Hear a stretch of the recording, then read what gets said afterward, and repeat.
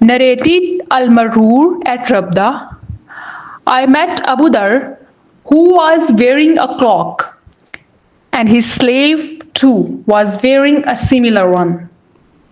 I asked about the reason for it. He replied, I abused a person by calling his mother with bad names.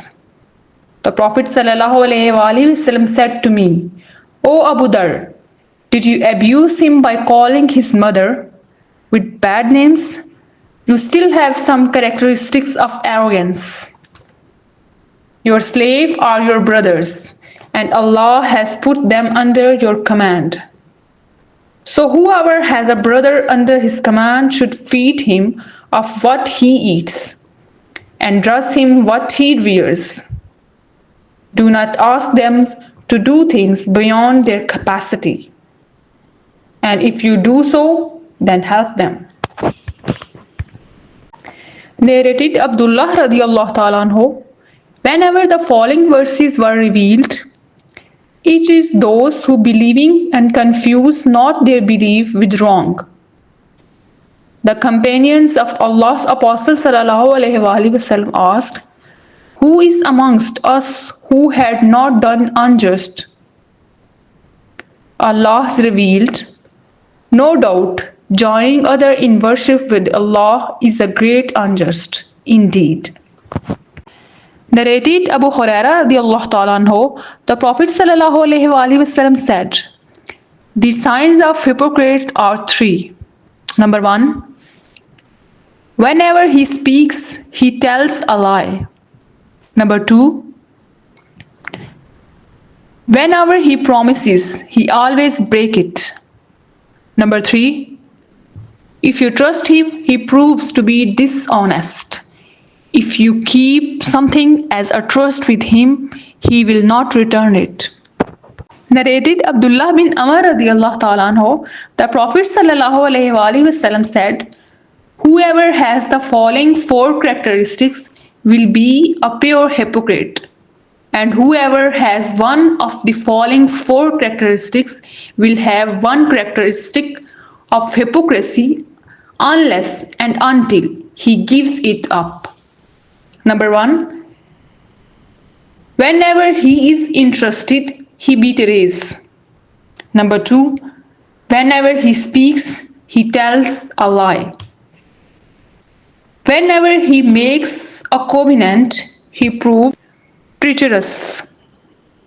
Whenever he quarrels, he behaves in a very imprudent, evil and insulting manners. Narrated Abu Huraira radiallahu ta'ala anhu, Allah's Apostle ﷺ said, whoever establishes the prayer on the night of Qadr out of sincere faith and hoping to attain Allah's reward, not to show off, then all his past sins will be forgiven.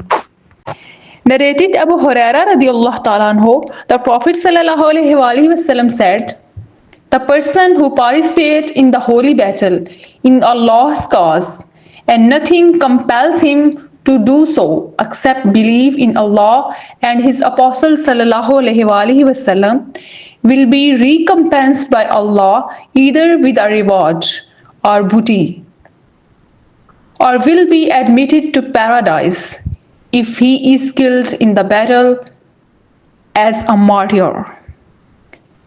Had I not found it difficult for my followers, then I would not remain behind any Sariya going for jihad, and I would have loved to be martyr in Allah's cause, and then made alive, and then martyred, and then made alive, and then again martyred in his cause.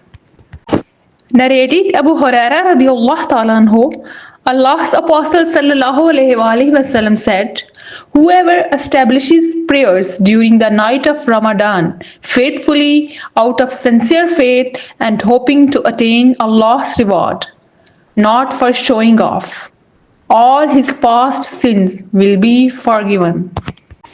Narrated Abu Huraira radiallahu ta'ala anhu, Allah's Apostle said, Whoever observed the fast during the month of Ramadan out of sincere faith and hoping to attain Allah's reward, then all his past sins will be forgiven. Narrated Abu Hurairah radiallahu ta'ala anhu, the Prophet sallallahu alaihi wasallam said, "Religion is very easy, and whoever burdens himself in his religion will not be able to continue in that way." So you should not be extremist, but try to be near to the perfection and receive the good tidings that you will be rewarded, and gain strength by worshipping in the mornings, the nights. Narrated al-Barah bin Azib, when the Prophet ﷺ came to Medina, he stayed first with his grandfather or maternal uncle from Ansar. He offered his prayers facing Baitul Maqdis for 16 or 17 months, but he wished that he could pray facing Kaaba at Mecca. The first prayer which he offered facing Kaaba was the Asr prayer in the company of some people.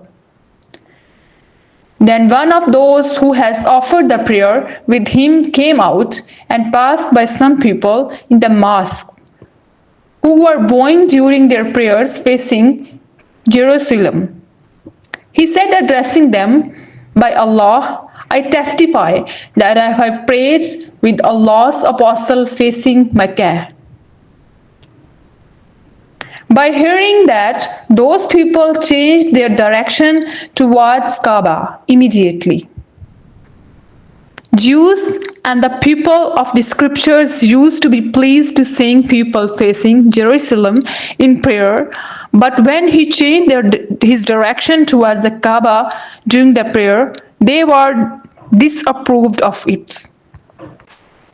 Al-Barah added, "Before we changed our direction towards the Kaaba in prayers, some Muslims had died or had been killed, and we did not know what to say about them regarding their prayers. Allah then revealed, and Allah would never make your faith prayers to be lost. The prayer of those Muslims were valid."